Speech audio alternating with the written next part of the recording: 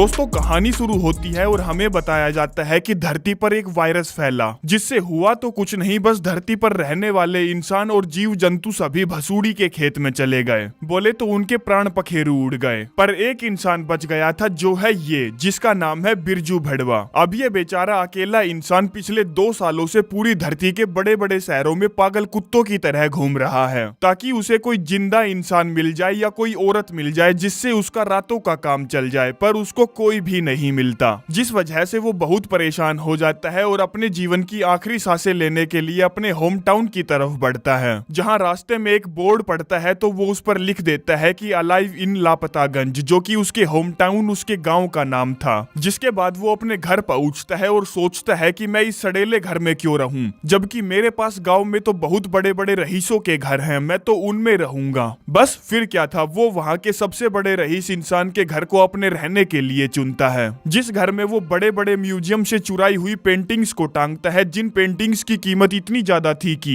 उनसे किसी भी स्टेट के 3 गांव खरीदे जा सकते थे, और तो और उन गांव में रहने वाले लोगों को भी खरीदा जा सकता था। बिरजू भड़वा इतना हरामी था कि वो इजिप्ट की रानी का ताबूत उठा लाया था, और तो और एक डायनासोर का सर भी उठा लाया था, जिसको वो अपनी डाइनिंग टेबल पर सजाता है। आगे रात में वो अपने बेड पर होता है, जहां वो ऊपर वाले से दबाकर हाथ गाड़ी चलाने के लिए माफी मांगता है, जो वो पिछले 2 सालों से चला रहा है। अब बिरजू बहुत शातिर था, तो वो माफी मांगने के साथ साथ ऊपर वाले से एक लोंडिया की डिमांड भी करता है, ताकि उसका इस धरती पर गुजारा हो सके। आगे सुबह हो जाती है और उसको हगने की तलब लगती है, तो वो कमोड को फ्लश करके देखता है, पर उसमें पानी नहीं था, जिस पर वो अपना पिछवाड़ा धोने के लिए 20-20 लीटर की बिस्लेरी उठा लाता है। आगे अब उस रईस के बच्चे को कुछ खाने के लिए चाहिए था, तो वो स्वैग में एक परचून की दुकान पर जाता है, जिसके दरवाजे को खोलने की बजाय वो उसे गोली से उड़ा देता है और अपनी बंदूक को फिर से अपने कच्छे में टाक लेता है। देख रहे हो दोस्तों लोंडे को, पता नहीं हमें ऐसी लाइफ जीने का कब मौका मिलेगा। थानोस ने चुटकी तो बजाई थी, पर काम बना नहीं। अब आप लोगों को लग रहा होगा कि वो सुसभ्य तरीके से सामान को ट्रॉली में डालेगा, पर नहीं, वो हर चीज को तहस नहस करता घूमता है और अपनी ट्रॉली को प्रोसेस फूड से भर देता है। तभी उसकी नजर एक ऐसी चीज पर पड़ती है जो उसकी जिंदगी बदल सकती थी, जो कि थी ये नीली मैगजीन, जिनको वो ठूस ठूस कर अपनी ट्रॉली में भरकर वहां से खिसक लेता है। आगे अब रात हो जाती है, जहां वो $10,000 की वाइन की बोतल खोलता है और ऊपर वाले को शुक्रिया अदा करता है। जिसके बाद वो वाइन की एक घूंट मारता है और ऊपर वाले से कहता है, देखो मैंने $400 की घूंट मार ली। अगले दिन बिरजू अपना टाइम पास करने के लिए घर के महंगे महंगे सामान को और मछलियों के टैंक को निस्तो नाबूद करता है, क्योंकि उसके पास करने के लिए कुछ भी नहीं था। अब इतना करने से भी उसको शांति नहीं मिलती, तो वो एक महंगी मस्टैंग को एक सस्ती गाड़ी से टकरवाकर विस्फोट करता है, और यही तो वो मजे हैं जो उसे चाहिए थे, क्योंकि वो बेचारा हाथ गाड़ी चला चला कर थक चुका था। अब एक आदमी कब तक हाथ गाड़ी चलाएगा यार। जो सब कुछ काफी महीनों तक चलता है और हम देखते हैं कि अब इस घर की हालत बिल्कुल खस्ता हो चुकी है, जो देखकर लग रहा है कि यहाँ कोई इंसान नहीं कबाड़ी रहता है। दरअसल वो इस घर को साफ इसलिए नहीं करता था क्योंकि ये घर उसके बाप का नहीं था, जो वो इसमें झाड़ू पोछा मारेगा। आगे हम बाहर देखते हैं, जहाँ वो एक रबड़ के पूल को दारू से भर देता है और उसी में नहाता है, उसी को पीता है, क्योंकि उसका जीवन बहुत ही कष्टमय तरीके से बीत रहा था, जिसको जीने के लिए उसको दारू की जरूरत थी।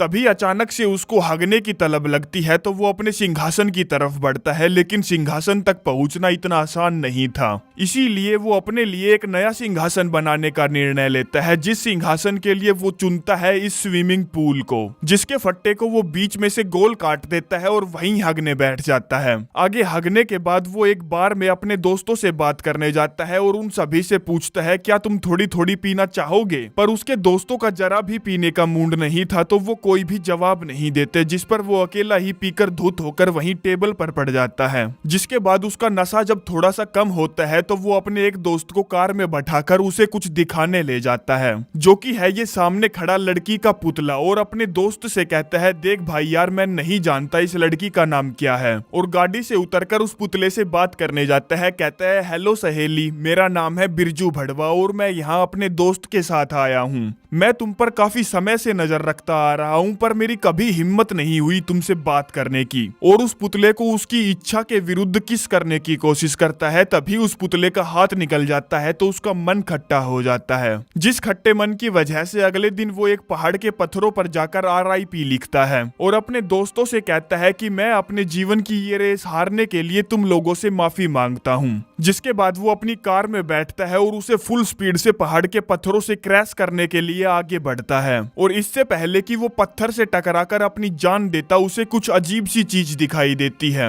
जिस वजह से वो खींच के ब्रेक मारता है। जो अजीब सी चीज ये पहाड़ों के बीच से उठता हुआ धुआं है, जिसका मतलब ये था कि जरूर कोई इंसान जिंदा बचा है। जिस पर वो फटाफट उस धुएं की दिशा में आगे बढ़ता है, जहां उसे एक लड़की के होने के सबूत मिलते हैं। जो सबूत ये पिंक कलर की बरा है, जिसे देखकर उसकी खुशी का ठिकाना नहीं रहता। तो वो उस बरा को सूंघने लगता है और वहीं बेहोश हो जाता है। आगे जब उसको होश आता है तो वो अपने आप को एक खूबसूरत हसीना के पल्लू के नीचे पाता है, जो उससे कहती है मुझे विश्वास नहीं हो रहा कि तुमने मुझे ढूंढ लिया, और उसे किस करने लगती है। जिसके बाद वो अपने असली वाले होश में आता है और देखता है कि एक लड़की उसको CPR दे रही है। और कमबख्त वो खूबसूरत तो बिल्कुल ही नहीं है, जिससे डरकर वो दूर हट जाता है और उससे पूछता है कि वो खूबसूरत लड़की कहाँ गई। जिस पर वो बदसूरत लड़की, जिसका नाम लाइलाज बीमारी है, उससे कहती है तुम बेहोश हो गए थे और तुमने अपने कच्छे में मूत दिया था और मैं तुम्हें CPR दे रही थी। बिरजू गुस्से में कहता है मैंने अपने कच्छे में नहीं मूता, ये पहले से ही गीला था।